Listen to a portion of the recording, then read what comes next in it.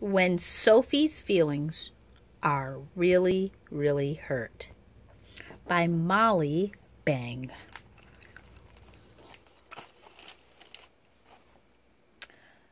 Sophie loves to paint.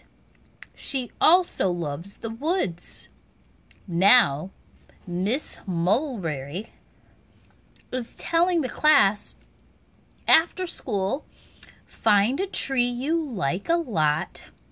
Look at it carefully, the trunk, the branches, the leaves. Tomorrow, you're going to paint that tree from memory.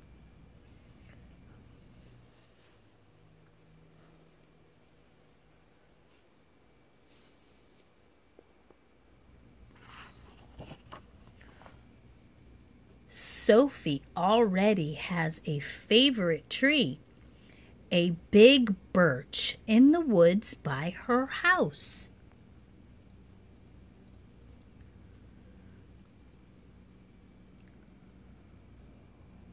Whenever she feels angry or sad, she climbs this tree and her anger and sadness melt away.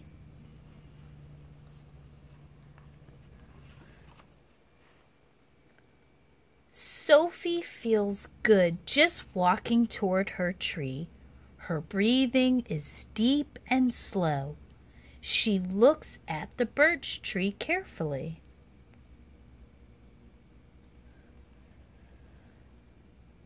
The trunk is thick at the bottom and thin at the top, like a long triangle, and the branches grow straight out and then curve.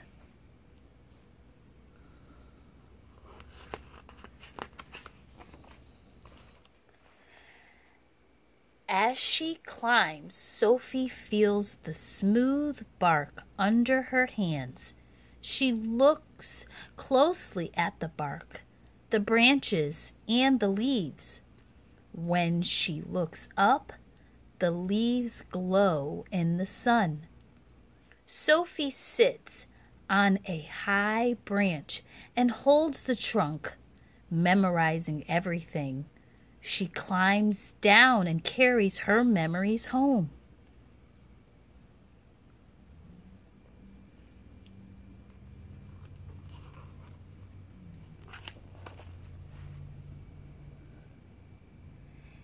In school the next day, Sophie is excited.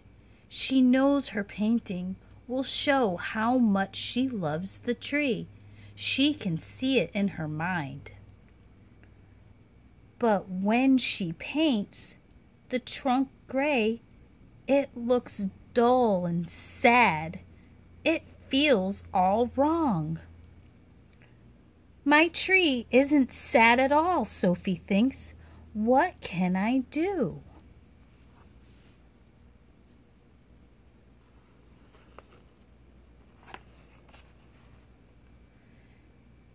She paints her tree turquoise blue. Wow, not sad anymore. But now she has another problem. If the tree is blue, what color is the sky?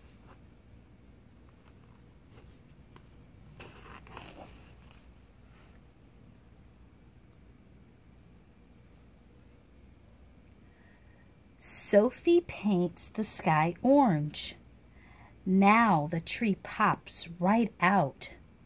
The birch looks wonderful, the way it makes her feel. But plain green leaves look too dark.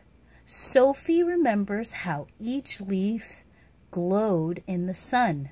She tries yellow and mixes in some green.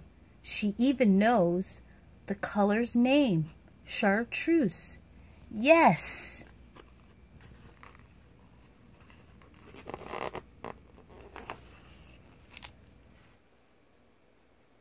How can she make the tree still more wonderful?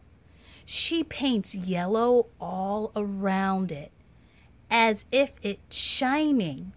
She fills her shining tree with animals she has seen in the woods.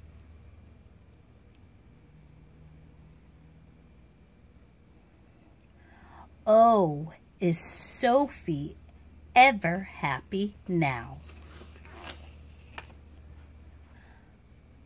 Andre looks over at her painting. Sophie, your tree is wrong. He says, real trees aren't blue. Other children move closer to see. You made a goofy orange sky too? Andrew says. Everyone starts to giggle. We're supposed to paint a real tree, Sophie. You did it wrong.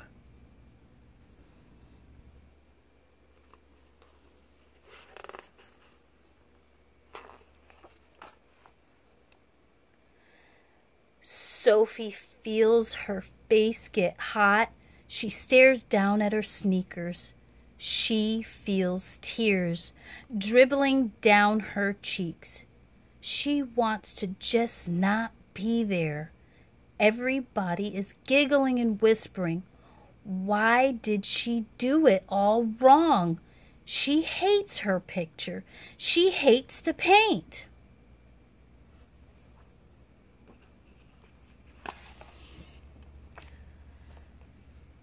Suddenly, Miss Mulry is there. What's happening, Sophie? She asked.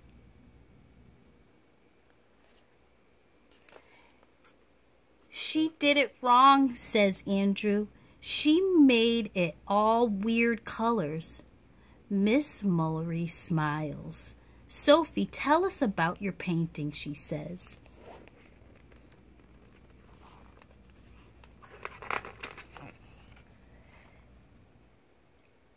It's my favorite tree, Sophie mumbles.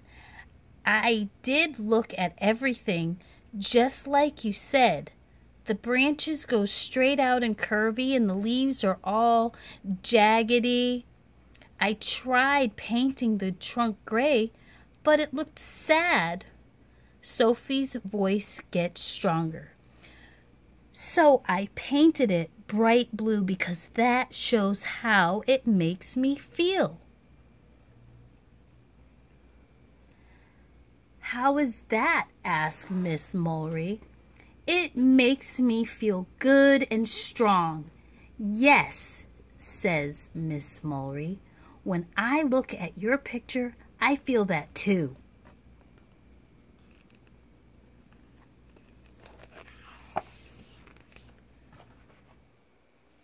She holds up Sophie's painting for the class to see. This is a birch tree, isn't it, Sophie? Sophie nods. She feels better.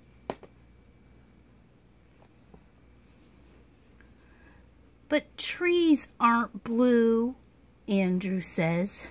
That's true, Miss Mulry laughs. Sophie looked very carefully and painted what she saw. She continues, and she used color to show her feelings.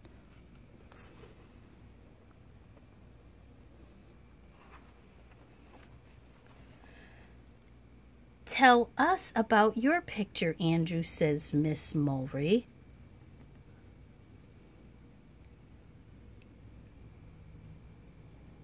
It's a pine tree, Andrew says. It's twisty with patchy bark. The pine needles are sharp and pokey.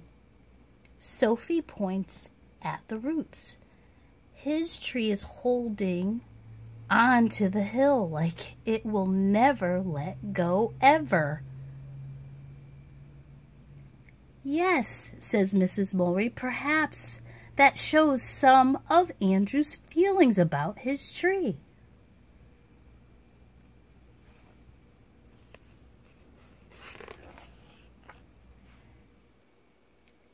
She holds up the two pictures. Both artists looked carefully at their trees and made very different and very special paintings.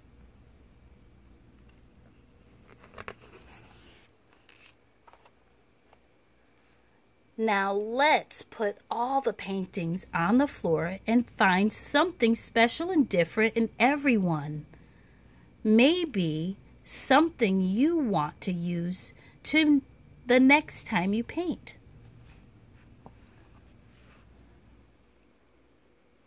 Sophie looks at her painting for a long time. Andrew looks at it too. Your blue tree does look kind of happy, he says. And I like how your tree holds on tight, Sophie replies.